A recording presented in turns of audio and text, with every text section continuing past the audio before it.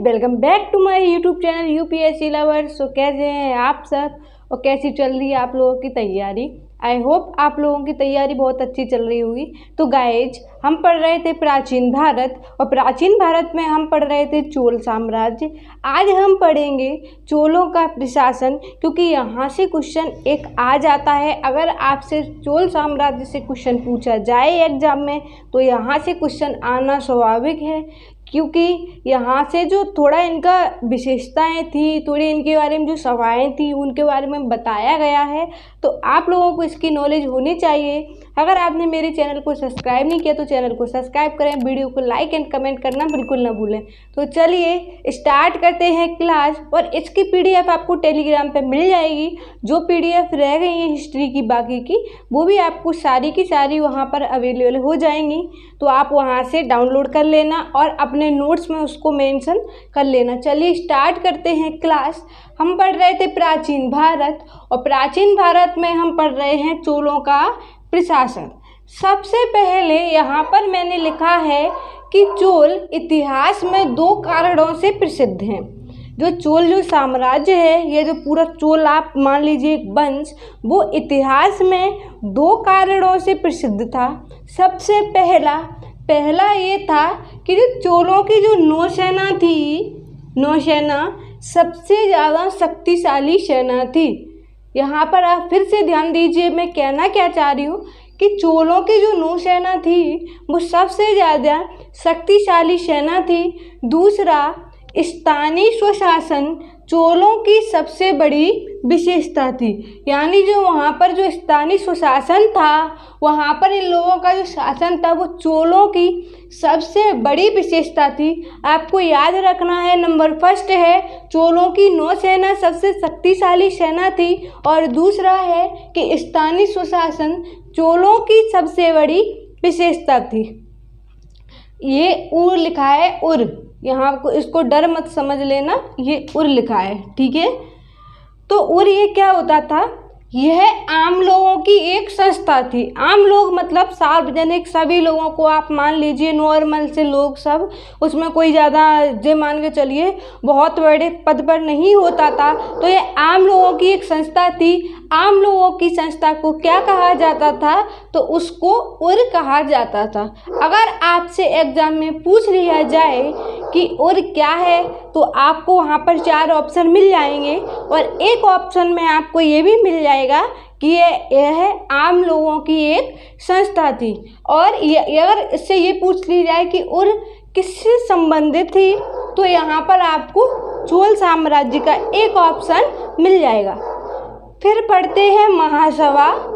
इसके सदस्य बनने के लिए निम्न विशेषताएं थी। इसका अगर ये जो महासभा थी, अगर हमें इसका सदस्य बनना था तो इसके लिए निम्न विशेषताएं दी गई थी कि क्या क्या विशेषताएं आप लोगों के पास होनी चाहिए जिससे आप चोल साम्राज्य की जो महासभा थी उसके आप सदस्य बन सकते हो। सबसे पहले नंबर 1 कि वेदों का ज्ञान। हमें वेदों का ज्ञान होना बहुत ज़रूरी था। अगर आपको वेदों का ज्ञान नहीं है तो आप महासभा के सदस्य नहीं बन सकते।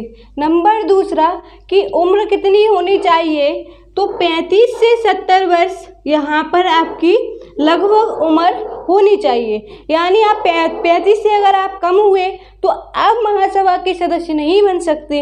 अगर आप 70 से ऊपर हुए, मान लो 71, 72 इससे ऊपर हुए आप, तो आप इसके सदस्य नहीं बन सकते। नंबर 3 करदाता। यानी कि आप किसी भी विभाग में हो या कुछ भी हो, आप नियमित तौर से कर दे रहे हो तो आप महासभा के सदस्य बन सकते हो। नंबर 4 1.5 यानी 1.5 एकड़ भूमि का मालिक। यानी नॉर्मल मिनिमम आपके पास में 1.5 एकड़ भूमि होना, तो ज़मीन होना तो ज़रूरी है। फिर से इसकी विशेषताएं देख लेते हैं, एक बार आपको फिर समझा दे रही हूँ। चोल इतिहास में 2 कारणों से प्रसिद्ध थे। नंबर 1 चोलों की सेना जो नौसेना थी सबसे ज़्यादा शक्तिशाली सेना थी। नंबर 2 स्थानीय स्वशासन चोलों की सबसे बड़ी विशेषता थी। उसके बाद में उर, तो यह आम लोगों की एक संस्था थी। उसके बाद में महासभा। तो इसके सदस्य बनने के लिए निम्न विशेषताएं होनी चाहिए। वो क्या क्या विशेषताएं थी? नंबर 1, हमें वेदों का ज्ञान होना चाहिए। आपकी उम्र 35 से 70 के बीच में होनी चाहिए और करदाता होना चाहिए, यानी नियमित रूप से कर यानी कि टैक्स दे रहे हो। और नंबर 4, 1.5 एकड़ भूमि का मालिक, यानी इतनी ज़मीन तो आपके पास में होनी चाहिए। पढ़ते हैं आगे। अधिकतर चोल शासक कट्टर शैव भक्त थे। कैसे थे? कट्टर शैव भक्त, मतलब शिव भगवान शिव की बहुत ज़्यादा पूजा करते थे, उनके परम अनन्य भक्त थे। संपूर्ण चोल साम्राज्य 6 प्रांतों में विभक्त था और प्रांतों को मंडलम कहा जाता था।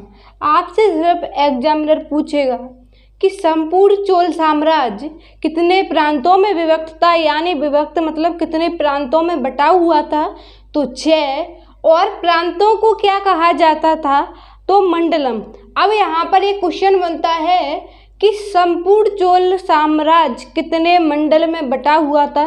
तो यहाँ पर मैंने पहले ही लिखा है कि जो प्रांत थे उनको मंडलम कहा जाता था और जो मंडलम था जो 6 भागों में विभक्त था। चोल साम्राज्य में भू राजस्व उपज का 1/3 से 1/6 भाग था, यानी जो उपज का जो राजस्व था वो कितना था भाग? 1/3 से 1/6, यानी राजा को देना होता था। चोल कालीन कांस्य मूर्तियाँ विश्व प्रसिद्ध हैं। तो चोल काल में जो कांस्य की जो मूर्तियाँ बनी आज भी हमारे विश्व में प्रसिद्ध हैं, जिसमें सबसे प्रसिद्ध मूर्ति है नटराज की। ठीक है। चोल कालीन प्रसिद्ध बंदरगाह कावेरी पट्टनम था। कौन सा था प्रसिद्ध बंदरगाह? कावेरी पट्टनम। क्वेश्चन आ जाए कि चोल काल में प्रसिद्ध बंदरगाह कौन सा था, तो वो था कावेरी पट्टनम, जो कावेरी नदी के तट पर स्थित था। चोल काल में सोने के सिक्कों को काशू कहा जाता था। आपसे ये क्वेश्चन पूछ लिया जा सकता है, तो ये जरूर याद रखना, क्योंकि मुगल काल में सिक्कों को अलग नाम दिया गया है, चोल साम्राज्य में अलग नाम दिया गया है। चोल कालीन सभी मंदिरों में सबसे महत्वपूर्ण नटराज शिव मंदिर है। कौन सा प्रसिद्ध मंदिर था? नटराज शिव मंदिर। मंदिर के प्रवेश द्वार को गोपुरम कहा जाता था। चोल काल में सबसे महत्वपूर्ण मंदिर नटराज शिव मंदिर और मंदिर के प्रवेश द्वार को गोपुरम कहा जाता था। चोल की भाषा कैसी थी? तो चोल की भाषा थी संस्कृत और तमिल। जब मैंने आपको शुरू में चोल प्रशासन पढ़ाया था तो वहाँ पर जो अटपटे जो शब्द आ रहे थे, मैंने आपसे पहले ही बोला कि ये तमिल के शब्द हैं, तो आप वही नाम से ही समझ जाइए कि इनकी भाषा संस्कृत और तमिल थी। यह क्षेत्र उसके राजा की शक्ति के अनुसार घटता बढ़ता रहता था, यानी कभी सेना घट जाती थी, कभी बढ़ जाती थी। तो गाइज यहाँ पर हमारा संपूर्ण चोल साम्राज्य खत्म हुआ। गारंटी मेरी है एक भी क्वेश्चन इससे बाहर आपका नहीं जाएगा। इसीलिए अगर मैं चाहती तो इसको नहीं पढ़ाती, आपका चोल साम्राज्य था वहीं क्लास कंप्लीट कर देती, लेकिन मेरा ऐसा मकसद है ही नहीं। मैं आपको, भले मेरी क्लास लेट हो रही हो या हमारा भारत है जो प्राचीन भारत की क्लास है काफ़ी समय से चल रही है, लेकिन मेरा सिर्फ एक ही मोटिव रहता है कि मैं आप लोगों की क्लास कंप्लीट करा सकूँ, एक भी फैक्ट छूटने ना पाए।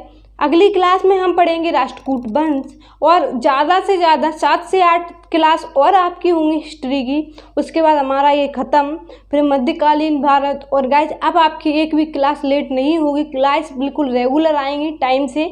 जैसे ही हमारा प्राचीन भारत ख़त्म होगा वहाँ पर आपके लिए इंडियन ज्योग्राफी और मध्यकालीन भारत दोनों शुरू हो जाएंगे। तो क्लास बिल्कुल आप लें, चैनल को सब्सक्राइब करके रखें जिससे कि वीडियो का नोटिफिकेशन आपके पास में आ सके।